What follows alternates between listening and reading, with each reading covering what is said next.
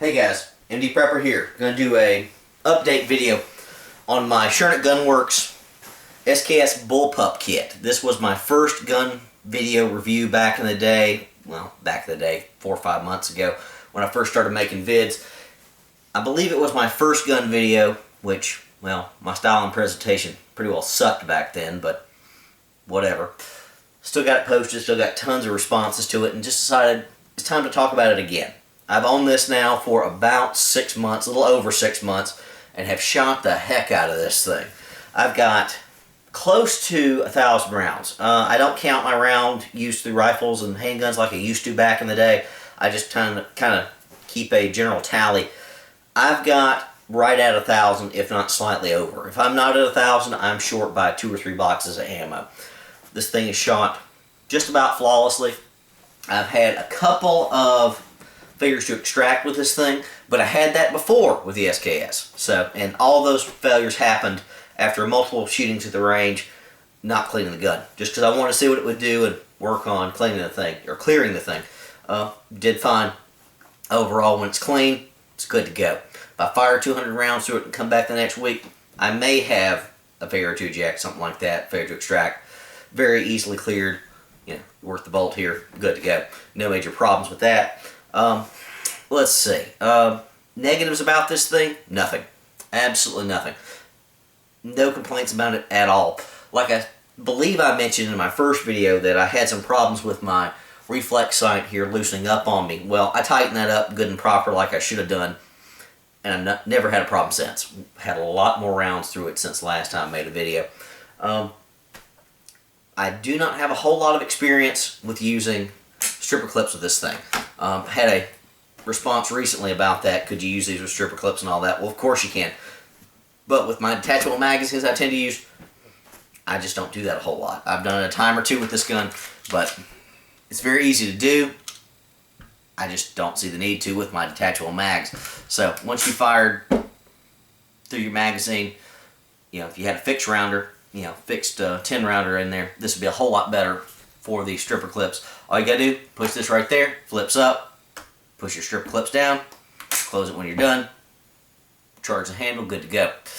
Very simple, very easy. I just have not done a whole lot of that with this rifle, just by the way I've got it set up. Now, one thing I would say, I would really like to convert this thing, the bolt, carrier assembly and all that on the inside, so that I could remove the magazines with the magazine and, well, with the bolt down in the forward position.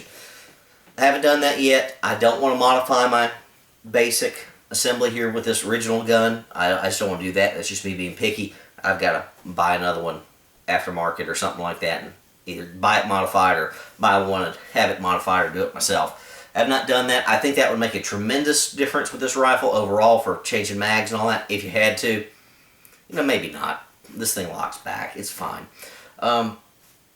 Other comments about this, the extended mag release works great. I didn't have it snugged up as much as I should have originally, so I did have it loosened up slightly since the last video. Just a little bit, and I had some trouble getting the thing out. I pressed on this and it just didn't release the mag, but it does now. I have had no problems with it with lots and lots of rounds through it, and here I go trying to set this thing up. So you can see it keeps falling. Sorry about that. The back end here, you have this little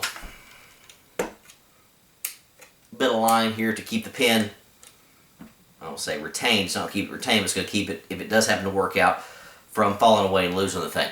Have not had a problem with that. This thing has never come out. This is not broken. You know, I made a comment in my first video that I was worried about this thing being a little hokey. I could see the reason for it, but I was worried about its durability. Again, 1,000 rounds on, no problems at all. Now, talking also about the 1,000 rounds on, no problems with the stock set at all. No wear and tear of any significance shown on it. It still looks as nice as the day I got it. No problems whatsoever. Tremendous. Now, one other addition I have made since the initial video is the forward grip. I did have a forward grip on it before. It was just a standard straight grip. What I found I like a whole lot better is this Command Arms version here that's got the finger grooves on it. Let me show you up close. That is tremendous. That works extremely well for manipulating this rifle. Okay, I I couldn't think of anything better than this. It just fits my hand perfectly. In addition, it's easy to take off. Got the little screw on the wing nut on that side. So that's easy to take off. One thing I found with the setup with the reflex sight and the forward grip, this won't fit my standard hard case. It's just too long, you know, or well, not too long, but too wide, too thick, too tall. So what I have to do if I'm going to take this to the range, other than just carry the thing, and I prefer the hard case, is I got to take this off. Well, that's fairly easy to do with that little screw handle wing nut there. Flip it off, twist it a few times, it slides right off, slides right on, attaches nice and easy, no major problems. Let's see, other additions to this thing, it's not really an addition, but I fiddled a little more with the linkage group here between the trigger back here and the trigger up front, and I've gotten this thing fine-tuned to the point that it's almost as good as the original SKS trigger. Maybe just a little bit. It's maybe 90% of what the original was as far as length of pull and all that. So it doesn't have all the take-up that it did before. So that's tremendous. I do not have a light attached to this or a laser on the side mounts here, and I should. I've been slacking. Keep telling myself I need to do that. Have not done so. What can I say? Got to get a light for this thing. Possibly even a laser. I'll do that at some point. I don't remember if I had the muzzle brake on this thing when I first did the video. So, if I did, I'll talk about it again.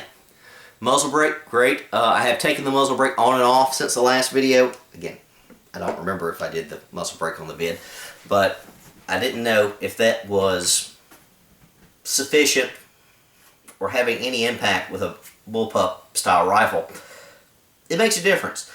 Not a huge difference with the weighting of the bullpup, but it is noticeable if you take it on and off. So definitely recommend that. This is one of the shorter muzzle brakes out there. Does the job really, really well. No complaints at all. Again, still like the reflex sight on this thing. I think that's a perfect addition for this. With this tight compact rifle, could you have a scope on it with some magnification? I guess you could. I just don't see the purpose. A rifle with a setup like this is for close quarters combat, that type thing. I just don't see the need for magnification on it at all. Another thing I have not done on this rifle yet, and really should do, I was kind of waiting on Shernic Gunworks to give me some options, but I need to play around with it on my own, is a sling attachment. This would be tremendously better with a sling. You've got your attachment up front that you still use, right here.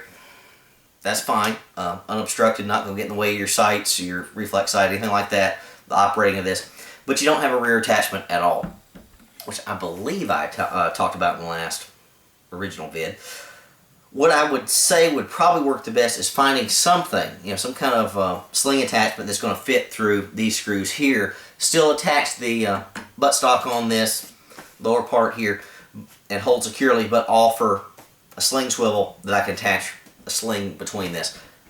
I need to shop around. I need to get some basic sling swivels and mess around with these things. Find something that fits. I just have not done so yet because I'm not carrying this thing out in the woods or anywhere else. I'm just taking it to the gun range. But that's my fault. Again, I need to look at that. I need to make that happen. Because a good sling on this, easy way to attach a sling, would be nice. Again, fairly easy at the front end. But ridiculously easy right there. Back end, slight amount of work. Should have done that by now. Just have it. Again, highly recommend this Command Arms forward grip, vertical grip.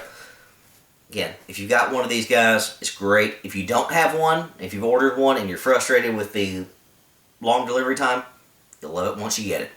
I waited 9 months, 10 months, something like that to get mine.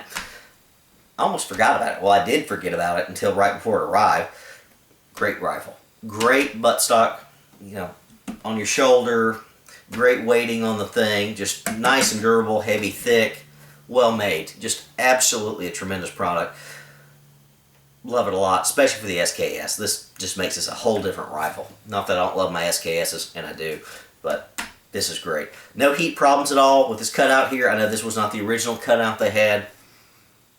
Don't know what the original cutout's like because I never had that, but never had any heat problems with this firing. I think at the most I fired 150 rounds or 160, something like that, maybe 140 at the range. No problems with heat accumulation, buildup, you know, everything I grabbed. Even if I didn't shoot with this, sometimes I do take that off just to play around with it. Never had any problems with heat buildup in the rifle at all. Good stuff. Great rifle. Again, this was a Norenco on the inside just because I didn't want to mess around with the Russian, just because I like the stocks on the Russians.